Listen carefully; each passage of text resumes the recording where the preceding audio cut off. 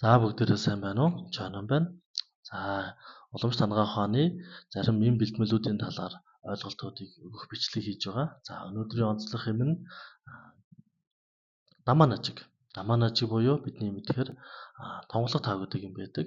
За тонголох тав гэдэг юм нь болохоор ерөнхийдөө ямар үйлдэлтэй байх юм бол хоол босруулах систем, дайлангуяа бидний идэж хэрэглэсэн хоол хүнсийг боловсруулад бодисын солилцоонд оролцуулах буюу тонголох зөвт нь ялгах процессыг дэмжиж өгдөг юм байдаг. За тэгвэл ямар үед хэрэглүүлэх зохимжтой байд юм бэ гэх юм бол нэгдүгээр хоол шингэхгүй байгаа үед, зарим нэг хүнд хоол идэх үед хоолтойгоо хамт эсвэл хоолныхаа дараа хэрэглэхэд их зохимжтой байдаг.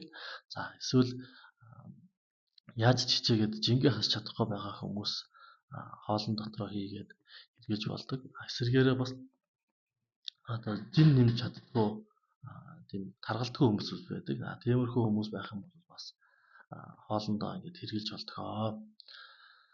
За бас өсөх процесс өсөлтийг дэмждэг. За ямарваа нэгэн гэмтэл шархны дараа ч гэдэм үү те ямар нэгэн хагалгааны дараа эдгэрэх процессыг бас дэмжиж өгдөгөөр бас их ач тустай юм байдаг.